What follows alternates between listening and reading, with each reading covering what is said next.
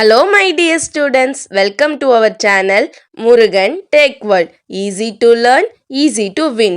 இந்த வீடியோவில் நம்ம என்ன பார்க்க போகிறோம் அப்படின்னா subject code CS3452 theory of computation சப்ஜெக்டோட unit wise important question with ஆன்சர்ஸோட லெக்சர் வீடியோ சீரிஸ் தான் பார்த்துட்டு இருக்கோம். ப்ரீவியஸ் செஷன் வீடியோஸ்லாம் பார்க்காம இருந்தீங்கன்னா டிஸ்கிரிப்ஷனில் பிளேலிஸ்ட்டோட லிங்க் கொடுத்துருக்கேன், செக் பண்ணி பாருங்கள். இந்த வீடியோவில் நம்ம பார்க்க போகிறது ரொம்ப இம்பார்ட்டண்டான டாபிக். யூனிட் 4ல் பார்த்தோம் அப்படின்னா டியூரிங் மிஷின் TM தான் பார்க்க போகிறோம். ஓகேவா, டியூரிங் மிஷின் ரொம்ப இம்பார்ட்டண்டான கொஷின். ஓகே, இதுக்கு முன்னாடி ஃபர்ஸ்ட் யூனிட்டில் DFA பார்த்துருப்போம், NFA பார்த்துருப்போம், நான் deterministic finite automata, deterministic finite automata. இதெல்லாம் நம்ம ஓவர் கம் பண்ணுறதுக்கு ரெகுலர் லாங்குவேஜா நான் ரெகுலராக இருக்குதா அப்படின்னு நம்ம செக் பண்ணுறதுக்கு நாட் ரெகுலர்னு ப்ரூவ் பண்ண பம்பிங் லெம்மா பார்த்தோம்.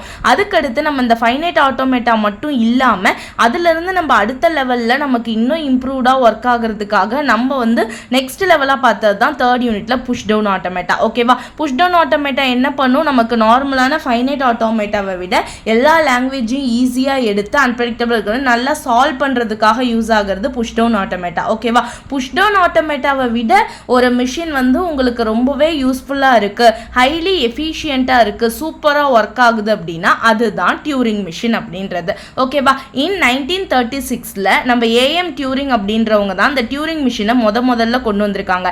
எதுக்காக கொண்டு வந்தாங்க அப்படின்னா any possible computation, that means நம்ம நார்மலாக பண்ணுற கம்ப்யூட்டேஷனில் எல்லா லாங்குவேஜையும் எல்லா இடத்துலையும் பாஸ் பண்ண முடியாது.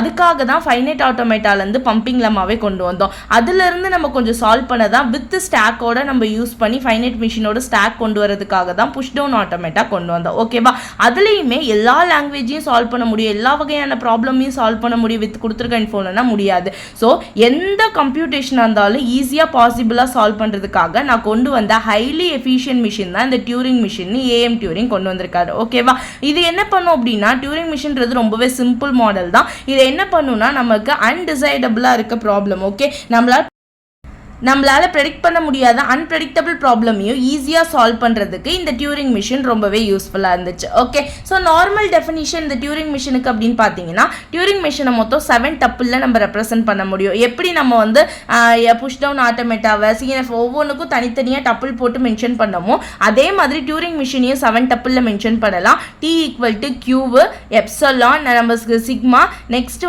பார்த்தீங்கன்னா gamma, delta, Q0, B, F.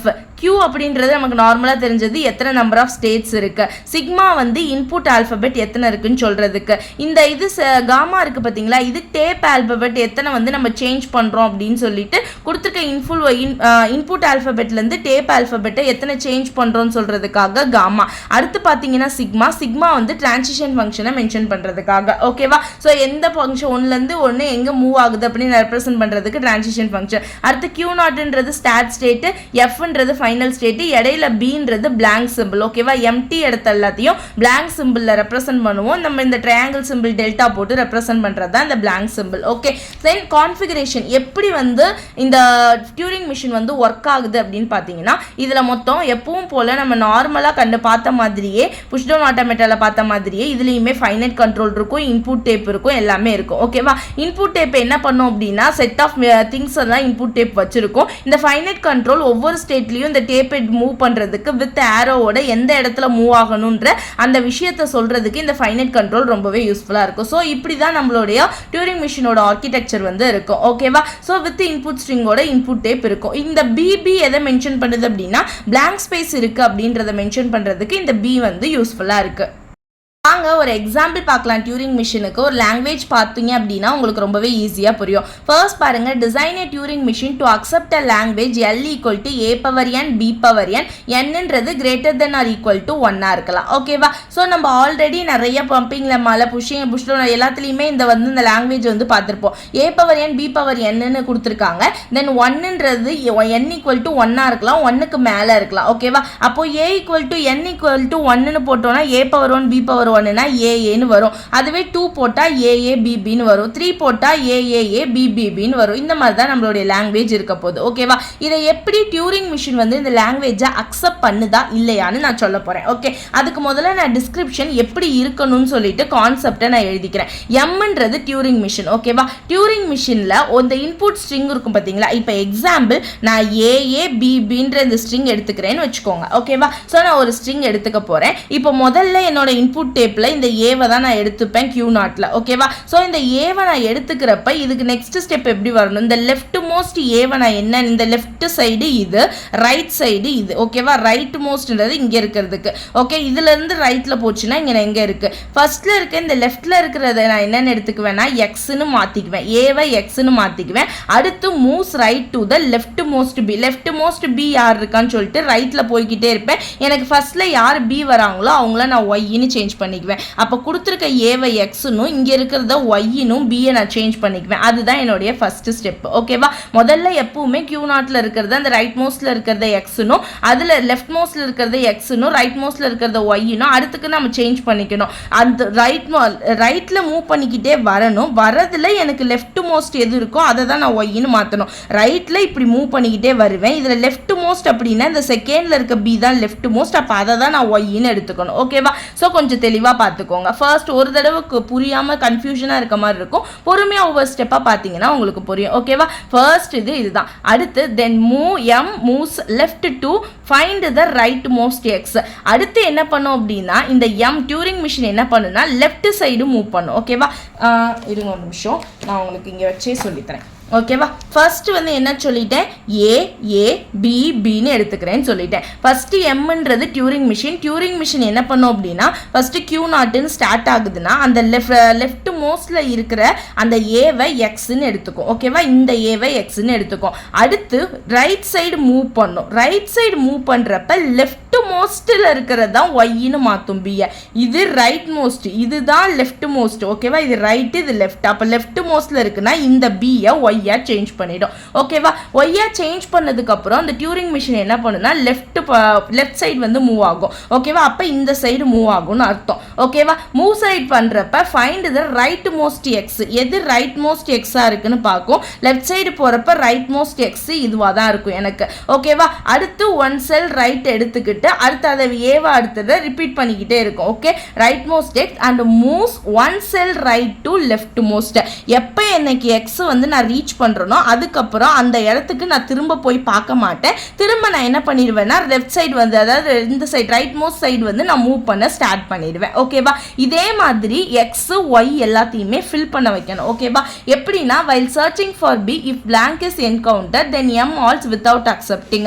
நான் சர்ச் பண்றப்ப பிக்காக எனக்கு ஒன்னே ஒன்று தான் இருக்கு, அதோட முடிஞ்சு போச்சு, blank ஸ்பேஸா வருது அப்படின்னா நான் அக்செப்ட் ஆகுது அந்த லாங்குவேஜ் என்கவுண்டர் பண்ணிட்டு நான் அக்செப்ட் ஆகாம எனக்கு மிஷின் முடிஞ்சிருச்சுன்னு நான் பண்ணிடுவேன். அப்படி இல்லைனா எல்லா பியுமே ஒய்யா சேஞ்ச் பண்ணிட்டேன், எல்லா எக்ஸையுமே ஏவையுமே நான் எக்ஸா சேஞ்ச் பண்ணிட்டேன் அப்படின்னா என்னுடைய ஸ்ட்ரிங் அக்செப்ட் ஆயிடுச்சு அப்படின்னு சொல்லி அர்த்தம். ஓகேவா? ஸோ எல்லா ஏவையும் நான் எக்ஸா சேஞ்ச் பண்ணிடணும், எல்லா பியும் ஒய்யா சேஞ்ச் பண்ணிடணும். பண்ணிட்டேன்னா என்னோட கொடுத்துருக்க ஸ்ட்ரிங் அக்செப்டட்னு நான் எழுதிக்குவேன். ஓகேவா? இதுதான் நான் பண்ணக்கூடிய ஸ்டெப். இந்த ஸ்டெப்பை வச்சு தான் நான் டியூரிங் மிஷின் போட போறேன். ஓகேவா? ஃபர்ஸ்ட் இந்த ஸ்டெப்பை லைட்டா இதை வச்சு ஞாபகம் வச்சுக்கோங்க. இப்போ உள்ள ஸ்டெப்ஸ் போடுறப்போ உங்களுக்கு ஈஸியா இருக்கும். ஸ்டெப் 2 பார்த்தீங்கன்னா நம்ம கொடுத்துருக்கிறதுலாம் எடுத்து எழுதுறது தான். என்னென்ன நமக்கு 7 டப்பிள் சொல்லியிருக்கேன் ஆல்ரெடி. Q இருக்கும், சிக்மா இருக்கும், காமா இருக்கும், delta, Q nought, BF. Okay, step 3 கொடுத்துருக்க லாங்குவேஜ் எழுதிக்கிறோம். A power n B power n n greater than or equal to 1 இருக்கு. ஸோ லாங்குவேஜ் நான் எழுதிக்கிட்டேன். இப்போ நான் ப்ரூனஸ்க்கு என்ன எடுத்துக்க போறேன் அப்படின்னா AABBன்னு எடுத்துக்க போறேன். ஸோ இன்புட் ஸ்ட்ரிங் AABBன்னு போட்டுக்கிறேன். முன்னாடி பின்னாடிலாம் எனக்கு blank ஸ்பேஸ் இருக்கலாம், எனக்கு பிரச்சனை இல்லை.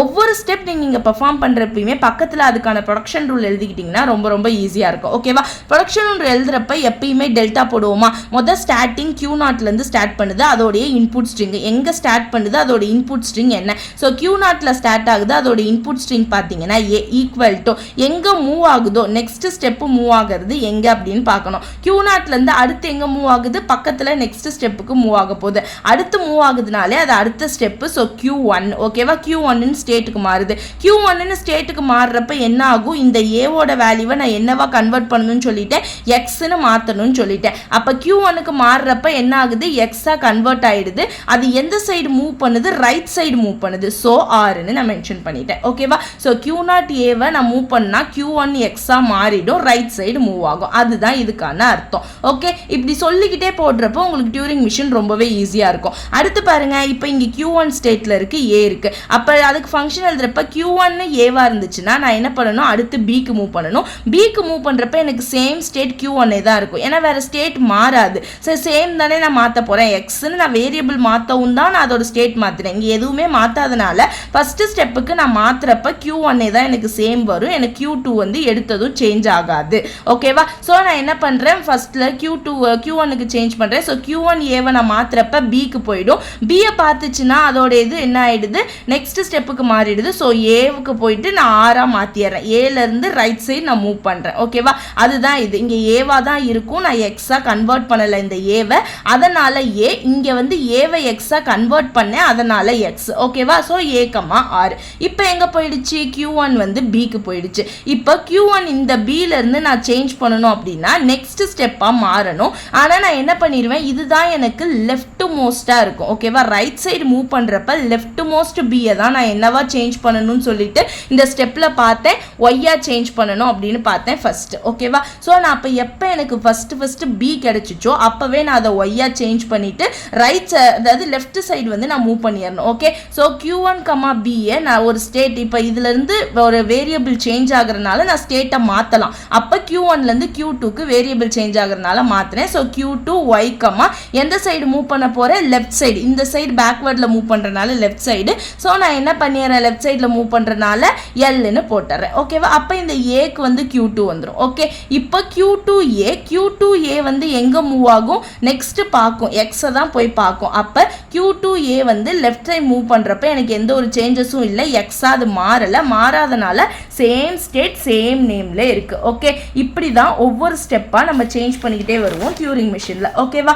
நெக்ஸ்ட் பாருங்க, இப்போ இங்கே எக்ஸில் Q2ல இருக்கு. இப்போ ஒரு தடவை ரொட்டீன், அதாவது ஐட்ரேஷன் சொல்லுவோம், ஒரு தடவை மொத்தமாக போயிட்டு சுற்றி பார்த்துட்டு வந்துருச்சு. ஓகேவா? Q2 ஸ்டேட்டுக்கு வந்துருச்சு. ஒரு தடவை சுற்றி பார்த்துட்டு வந்தனால இது ஃபர்ஸ்ட் வந்த இடத்துக்கே வந்தனால திரும்ப மாறுச்சு அப்படின்னா அதை Q0 தான் மாற்றுவோம். ஏன்னா திரும்ப வந்த இடத்துக்கே தானே வந்திருக்கு. அப்போ ஏக்கு போகிறப்ப அது Q0 சேஞ்ச் ஆகிடும். ஸோ Q2X என்னவா மாறிடும், Q0Xாக மாறி ரைட் சைடு மூவ் பண்ணும். அப்போ ரைட் சைடு மூவ் பண்ணால் என்ன ஆகும், நெக்ஸ்ட் ஸ்டெப்பில் இந்த ஏக்கு Q0 வந்துடும். ஓகேவா? இப்போ ஏக்கு Q0 வந்துருச்சுன்னா என்ன அர்த்தம், நெக்ஸ்ட் என்ன பண்ணணும், Qல A0 போச்சு அப்படின்னா ஆல்ரெடி முன்னாடியே நம்ம பார்த்துருக்கோம், Qல A0 போச்சுன்னா Q1 XRஆ மாறும். அப்போ என்ன ஆகிடும், இந்த ஏ எக்ஸா திரும்ப கன்வெர்ட் ஆகிடும். ஒரு ஐட்ரேஷன் முடிஞ்சு ரெண்டாவது ஐட்ரேஷன் போகுதுன்னா சேம் இது வர்றப்ப எனக்கு என்னவாயிடுது, கன்வெர்ட் ஆகிடுது. அப்போ இந்த ஏவுமே எக்ஸா கன்வெர்ட் ஆகிட்டு Q1 அடுத்த ஸ்டேட்டுக்கு போயிடுமா.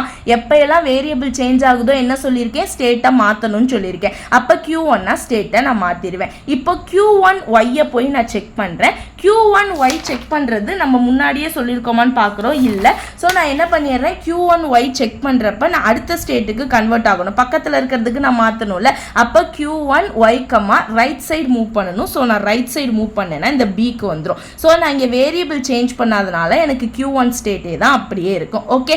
இப்போ டெல்டா Q1 பியை பார்க்குறேன். Q1 பி பார்க்குறப்ப இப்போ இதுதான் லெஃப்ட் மோஸ்ட் பியாக இருக்குது எனக்கு. இப்போ இது லெஃப்ட் மோஸ்ட் பியாக இருந்தால் என்னவா கன்வெர்ட் பண்ணணும்னு முன்னாடியே ரூல் தெரியும் நமக்கு, ஒய்யா கன்வெர்ட் பண்ணணும். ஓகேவா? ஸோ நான் Q2 ஒய் கன்வெர்ட் பண்ணிட்டேன்னா என்ன ஆகிடும், இந்த சைடு லெஃப்ட் சைடு வந்து மூவ் பண்ண ஆரம்பிச்சிருமா, ஏன்னா அடுத்த பிளாங்க் ஸ்பேஸ் இருக்குனால. ஸோ லெஃப்ட் சைடு மூவ் பண்ணிடுறேன். ஸோ Q2 நெக்ஸ்ட் ஸ்டெப்பில் ஒய்க்கு போயிடுது. ஓகேவா? ஸ்டேட் கன்வெர்ட் ஆகிடுது. பிகாஸ் இங்கே என்ன ஆகிடுச்சு, பியை வந்து ஒய்யா கன்வெர்ட் பண்ணினேன்னா ஸ்டேட் Q1லேருந்து Q2க்கு மாறிடுச்சு. இப்போ Q2 ஒய் செக் பண்ணும். Q2 ஒய் செக் பண்ணுறப்ப எனக்கு ஒய் தான் இருக்குது. அப்போ திரும்ப என்ன பண்ணிடுவேன், லெஃப்ட் சைடு மூவ் பண்ணி பார்ப்பேன். அடுத்து பார்க்குறேன், எக்ஸு செக் பண்ணுறேன். ஸோ Q2 எக்ஸு செக் பண்ணுறப்ப எனக்கு என்ன இருக்குது, ஆல்ரெடி எக்ஸுன்னு தான் இருக்குது. ஸோ எக்ஸுன்னு இருந்தால் இதுக்கப்புறம் நான் முன்னாடி மூவ் பண்ணி பார்க்கணுன்னு எனக்கு நீட் இல்லை. ஏன்னா ஆல்ரெடி இது எக்ஸாக இருக்கனால தான் நான் இங்கே எக்ஸுன்னு கன்வெர்ட் பண்ணியிருக்கவே முடிஞ்சிருக்கு. ஸோ நான் இதை என்ன பண்ணிடலாம், இந்த சைடு இந்த ரைட் சைடே நான் மூவ் பண்ண ஸ்டார்ட் பண்ணிடலாம். ஒரு ஐட்ரேஷன் முடிஞ்சிச்சுன்னா நான் என்ன சொல்லியிருக்கேன், இந்த ஃபர்ஸ்ட் ஸ்டெப்லேயே ஒரு ஐட்ரேஷன் முடிஞ்சு நெக்ஸ்ட் இடத்துக்கு போகுதுன்னா Q0 மாறும்னு சொன்னேன்.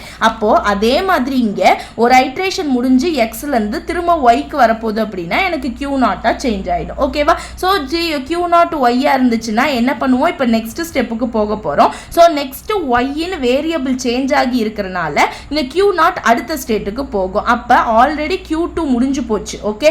அப்போ புதுசாக ஒரு ஸ்டேட்டை அது கிரியேட் பண்ணணும் அப்படின்னு நமக்கு தெரியணும். ஓகே? அப்போ Q0 முடிஞ்சு போய் ஒரு புது ஸ்டேட் அப்படின்னா Q3ன்னு ஒரு ஸ்டேட்டை கிரியேட் பண்ணிடுது. ஓகேவா? ஸோ Q3 கிரியேட் பண்ணதுக்கு அப்புறம் பார்க்குறோம். ஸோ நான் ரைட் சைடு தான் மூவ் பண்ணணும். ரைட் சைடு மூவ் பண்ணால் எனக்கு டெல்டா ஃபங்க்ஷன் இருக்கு. டெல்டானா என்ன அர்த்தம், பிளாங்க் ஃபங்க்ஷன் அர்த்தம். அப்போ பிளாங்கா இருந்துச்சு அப்படின்னா என்னோட இன்புட் ஸ்ட்ரிங் எல்லாமே பாஸ் ஆயிடுச்சு, அக்செப்ட் ஆயிடுச்சு அப்படின்னு அர்த்தம். அப்போ அது நான் ஃபைனல் ஃபைனல் ஸ்டேட்டாக ஒரு ஸ்டேட் போடணும். ஸோ Q3க்கு அடுத்து ஒரு ஸ்டேட்டாக Q4னு ஒரு ஃபைனல் ஸ்டேட் கிரியேட் பண்ணிடுறேன். ஓகேவா? அதை தான் இங்கே Q4 B blank state right சைடில் வந்திருக்குன்னு நான் சொல்லியிருக்கேன். இந்த மாதிரி தான் நம்ம டியூரிங் மிஷினில் ஒவ்வொரு விஷயத்தையுமே ஒவ்வொரு ஸ்டெப்பாக பாஸ் பண்ணணும். ஓகேவா? ரொம்ப ரொம்ப சிம்பிள். முதல்ல நீங்கள் என்ன பண்ணீங்க, லெஃப்ட் மோஸ்ட் ஏவை எக்ஸாக மாற்றிக்கணும். அடுத்து ஒரு ஸ்டெப் ரைட் மூவ் பண்ணிவிட்டு அதில் லெஃப்ட் மோஸ்ட்டாக இருக்கிறத ஒய்ன்னு மாற்றிக்கணும். இதே மாதிரி லெஃப்ட் ரைட்டில் மூவ் பண்ணிக்கிட்டே வரணும் ஒவ்வொரு ஸ்டெப்பாக. எப்போல்லாம் வேரியபிள் சேஞ்ச் ஆகுதோ அப்போல்லாம் ஸ்டேட் சேஞ்ச் ஆகும். ஸ்டேட் சேஞ்ச் ஆகுறப்ப அப்படியே லெஃப்ட் சைடு மூவ் ஆகும். லெஃப்ட் சைடு வந்து எப்போ ஒரு ஐட்ரேஷனாக முடிய நமக்கு திரும்ப Q0லேருந்து ஆரம்பிக்கும். எப்போ எல்லா வேரியபிளும் எனக்கு வந்து டெல்ட் அதாவது காமா ஃபங்க்ஷனாக மாறுதோ, நியூ வேரியபிளாக மாறுதோ, அப்போ என்னோட இன்புட் ஸ்ட்ரிங் பாஸ் ஆகிடுச்சுன்னு அர்த்தம். ஓகேவா? இவ்வளோ தான் நமக்கு டியூரிங் மிஷின் சம். இப்போ டிரான்சிஷன் டேபிள் போடுங்க. டிரான்சிஷன் டேபிள் நம்மகிட்ட இருக்க ஸ்டேட்டு மொத்தம் Q4 வரையும் வந்திருக்கு. So Q0, Q1, Q2, Q3, Q4. Input string பார்த்தீங்கன்னா ஏவும் பியும் கொடுத்துருந்தது. அந்த ஆல்ஃபபெட் டெல்டா காமாவோடது பார்த்தீங்கன்னா எக்ஸும் ஒய்யும் பிளாங்க் ஸ்டேட்டும் இருக்கும். ஓகேவா? இது எப்படி ஃபங்க்ஷன் போடணும் அப்படின்னா Q0ல ஏ. ஓகேவா? நம்ம ஆல்ரெடி இங்கே போட்டிருக்கோம்ல இந்த சைடில், இது அதான் Q0ல ஏ இருக்கிறப்ப என்ன வந்துச்சு, Q1ல ஏ இருக்கப்ப என்ன வந்துச்சு, Q1ல பி இருக்கப்ப என்ன வந்துச்சுன்னு இந்த ஸ்டெப்ஸ் எல்லாத்தையுமே ப்ரொடக்ஷன் ரூல்ஸை பார்த்து இங்கே ஃபில் பண்ணிட்டீங்க அப்படின்னா டிரான்சிஷன் டேபிள் முடிஞ்சிச்சு. ஓகேவா? ஸோ இந்த டிரான்சிஷன் டேபிளை பார்த்து அப்படியே வந்து நம்ம காப்பி பண்ணி போடுறது டிரான்சிஷன் டயக்ராம் நமக்கு எப்பவுமே தெரியும். ஸோ Q0லேருந்து Q1க்கு போகிறப்ப நமக்கு என்ன சேஞ்ச் ஆகுது, ஸோ Q0லேருந்து ஏக்கு எங்கே போகுது அப்படின்னு சொல்லிட்டு பார்க்கணும். இதே மாதிரி Q0லேருந்து ஏ எங்கே போகுது, இங்கே பாருங்க, Q0லேருந்து ஏ எங்கே போகுதுன்னா Q1க்கு போகுது எக்ஸ்ஆரா. ஓகேவா? ஸோ Q0லேருந்து ஏ வந்து எக்ஸ்ஆரா Q1க்கு போகுது. இந்த மாதிரி டிரான்சிஷன் டேபிளை பார்த்து டயக்ராம் ஃபில் பண்ணிட்டீங்க அப்படின்னா டிரான்சிஷன் டயக்ராமும் டியூரிங் மிஷினுக்கு ஓவர். ஓகே, ரொம்ப ரொம்ப சிம்பிள் கான்செப்ட்டுமா. நீங்கள் ஜஸ்ட் கொஞ்சம் வந்து அண்டர்ஸ்டாண்ட் பண்ணிக்கிட்டீங்கன்னா மட்டுமே போதும், ஈஸியாக போட்டுடலாம். ஓகேவா? நான் சொல்ல ஒவ்வொரு ஸ்டெப் நீங்கள் போட்டுகிட்டே பார்த்துட்டு இருந்தீங்க அப்படின்னா உங்களுக்கு இந்த சம் ரொம்ப ஈஸியாக புரியும். வித் தியரியோட நீங்கள் சூப்பராக எந்த கிராமர் கொடுத்தாங்கனாலுமே இதே மாதிரி மூவ் ஃபங்க்ஷன் போட்டு எழுதிடலாம். ஓகே, தேங்க்யூ, கீப் வாட்சிங்.